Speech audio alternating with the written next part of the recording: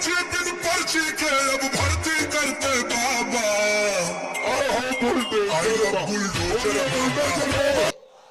नमः पार्वती पतिये हर हर। संख्या में नरपतगंज अररिया से जुड़े हुए मेरे सभी उपस्थित बहन और भाइयों, भक्ति और शक्ति की इस पावन धरा को,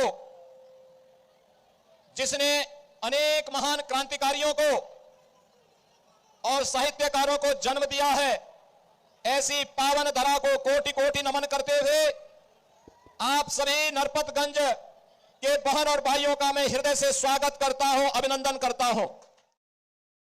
नमस्कार दोस्तों, आप सभी का स्वागत है आज के इस व्लॉग में। आज हम पहुंचे हैं नरपतगंज स्टेडियम, जहां माननीय योगी आदित्यनाथ जी का कार्यक्रम रखा गया था। जैसे ही हम स्टेडियम में एंट्री लेते हैं, सबसे पहले हम देखते हैं कि बहुत बड़ी संख्या में महिलाएं और जनता यहां बैठी हुई है।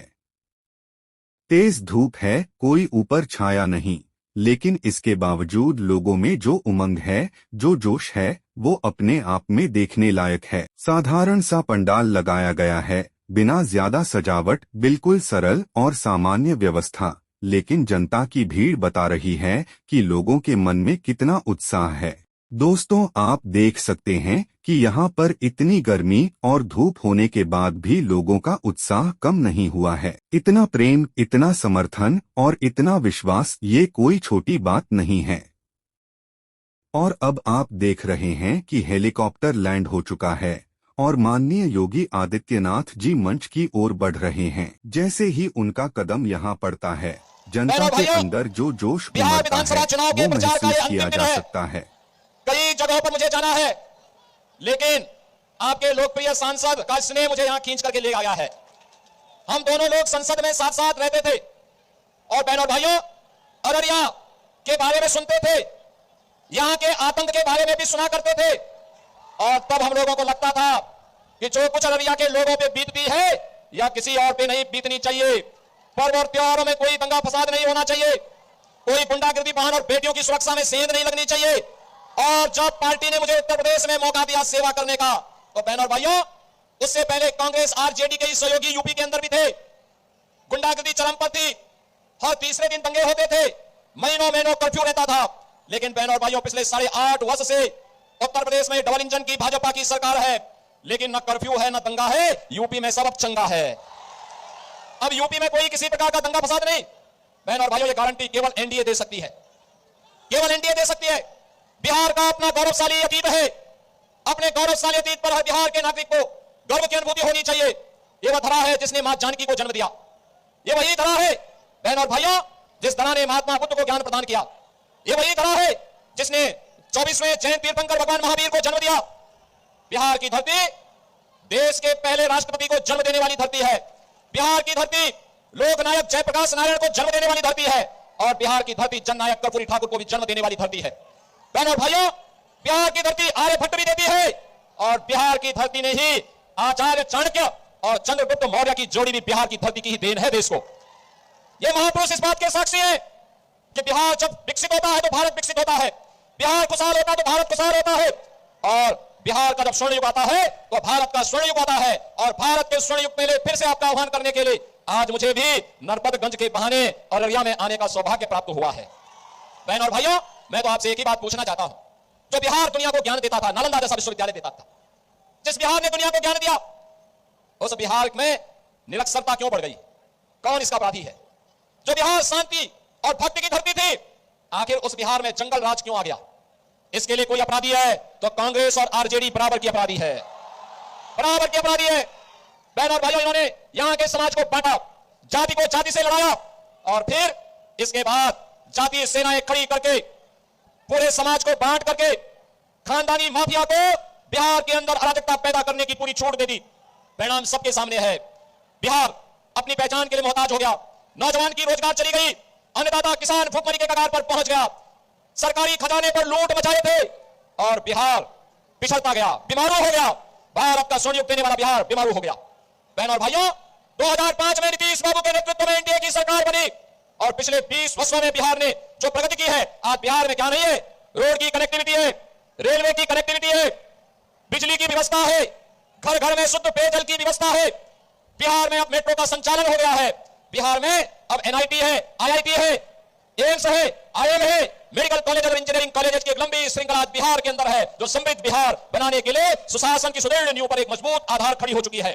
और बहनों और भाइयों, आपने देखा होगा मोदी जी के नेतृत्व में पिछले 11 वर्ष के अंदर मोदी जी ने जो कहा वो करके दिखा दिया। याद करिए, जब अयोध्या में श्री राम जन्मभूमि के लिए आंदोलन चलता था, तब राम भक्त कहते थे, बिहार के राम भक्त कहते थे, राम लला हम आएंगे मंदिर वहीं, राम लला हम आएंगे मंदिर वहीं। लेकिन कांग्रेस के लोग हंसते थे, कहते थे राम मंदिर नहीं बनने देंगे। सुप्रीम कोर्ट में कांग्रेस ने एफिडेविट दे दिया, कहा कि राम तो है ही नहीं। बहनों और भाइयों, आरजेडी ने राम मंदिर की रथ यात्रा को रोक दिया था। इनके पार्टनर समाजवादी पार्टी ने उत्तर प्रदेश में राम भक्तों पर गोली चला करके लौटवान किया था। लेकिन तब भी राम भक्त कहता था, राम लला हम आएंगे मंदिर वहीं बनाएंगे, लाठी गोली खाएंगे लेकिन मंदिर वहीं। और अयोध्या में भगवान राम का भव्य मंदिर बन गया है ना मंदिर। कोई संदेह है क्या? अगर अयोध्या में भगवान राम का मंदिर बन गया है, अयोध्या के इंटरनेशनल एयरपोर्ट का नामकरण भी भगवान वाल्मीकि के नाम पर हो गया है। अयोध्या में जो रेल बसेरा बने हैं ना, उनका नाम निषाद राज के नाम पर है। और जहां भक्तों के लिए प्रसाद तैयार होता है राम जन्मभूमि का, वह माता सबरी के नाम पर है। बहन और भाइयों, भगवान राम के काज में जिसने भी सहयोग किया, उन सबका सम्मान आज अयोध्या धाम में है। वहां पे महर्षि वाल्मीकि का भी मंदिर आ गया है, वहां पर महर्षि वशिष्ठ का भी मंदिर बन गया है, महर्षि विश्वामित्र का भी मंदिर बन गया है, महाकवि तुलसीदास जी का भी मंदिर बन गया है।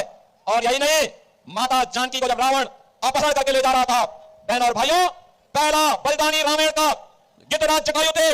गिद्धराज जटायु की भी एक बहुत अच्छी प्रतिमा अब अयोध्या में स्थापित हो गई है।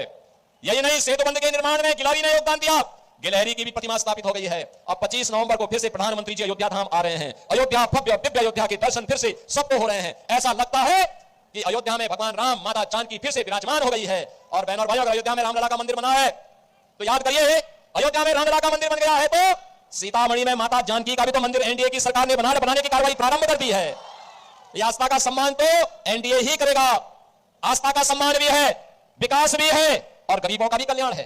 याद करिए, मोदी जी ने 11 वर्ष में 80 करोड़ लोगों को हर महीने फ्री में राशन की सुविधा का लाभ, 50 करोड़ लोगों को आयुष्मान भारत के अंदर 5 लाख रुपए का मुफ्त उपचार की व्यवस्था, 46 करोड़ लोगों के बैंक में खाते खोल करके भ्रष्टाचार मुक्त व्यवस्था, 12 करोड़ अन्नदाता किसानों के घर में किसानों को प्रधानमंत्री किसान सम्मान निधि का लाभ। बहन और भाइयों, 12 करोड़ गरीबों के घर में शौचालय, 10 करोड़ गरीबों के घर में रसोई गैस के फ्री में कनेक्शन, 4 करोड़ गरीबों को फ्री में आवास की सुविधा और 3 करोड़ गरीबों के घर में फ्री में बिजली। यानी बिहार में बहन और भाइयों, राशन फ्री, स्वास्थ्य फ्री, बिजली का कनेक्शन फ्री, रसोई गैस का कनेक्शन फ्री और जल से नल की व्यवस्था फ्री। यह है लोकप्रिय सरकार एनडीए की नीतीश बाबू के नेतृत्व में, जो आज बिहार को आगे बढ़ाने में आपका योगदान दे रही है। और बहन और भाइयों, अब तो बिहार का नौजवान सिविल सर्वेंट बन रहा है, आईएएस में, आईपीएस में बिहार का नौजवान आज टॉप कर रहा है। आज बिहार का नौजवान अपना स्टार्टअप स्थापित कर रहा है, आज बिहार का नौजवान अपना उद्यम स्थापित कर रहा है। आज बिहार का नौजवान देश और दुनिया में जहां कहीं जाता है, अपनी पहचान के लिए मोहताज नहीं, अपनी नई पहचान बनाता है। और बहनों और भाइयों, यही कहने के लिए हम लोग आए हैं, यही कहने के लिए आए हैं, ये जो खानदानी लुटेरे हैं, ये खानदानी माफिया का समर्थन करके बिहार में फिर से जंगल राज लाना चाहते हैं। ये महागठबंधन फिर से जंगल राज की ओर से जंगल राज बिहार के अंदर लाना चाहती है। इस जंगल राज से बिहार को मुक्त करना है और इसके लिए आपका आह्वान करने के लिए हम लोग आपके पास आए हैं। बिहार में फिर से जंगल राज लाने पाए, इसके लिए एनडीए सरकार फिर से आवश्यक है। बहनों और भाइयों, यूपी की 25 करोड़ जनता तो संकल्प ले चुकी है, कांग्रेस, आरजेडी या एसपी, इनमें किसी को भी यूपी के अंदर नहीं आने देना है।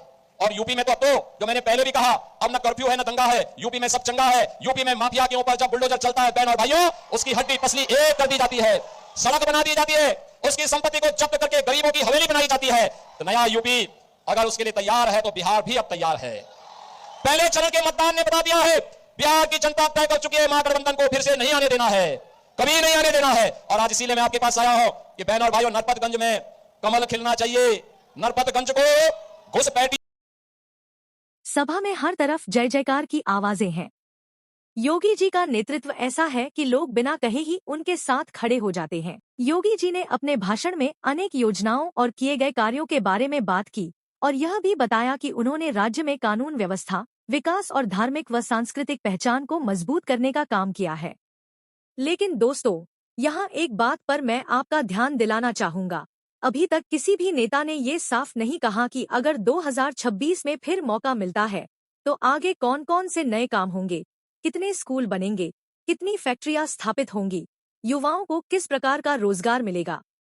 जनता इन बातों को भी जानना चाहती है और हमें उम्मीद है कि आने वाले समय में इन सवालों के जवाब हमें जरूर मिलेंगे। लेकिन आज की इस भीड़ से, इस उत्साह से, इस विश्वास से एक बात साफ है, जनता अपने नेता से उम्मीदें रखती है, भरोसा रखती है और आज का ये दृश्य उसी भरोसे का प्रमाण है। तो दोस्तों, आज का यह कार्यक्रम यही संदेश देता है कि जनता तैयार है, उम्मीदें भी हैं और भविष्य में अच्छे कार्य देखने की चाह भी है। अगर आपको यह वीडियो पसंद आया हो तो लाइक करें, शेयर करें और चैनल को सब्सक्राइब जरूर करें। अपने विचार कमेंट में जरूर लिखें। मिलते हैं अगले वीडियो में। धन्यवाद। नमस्कार।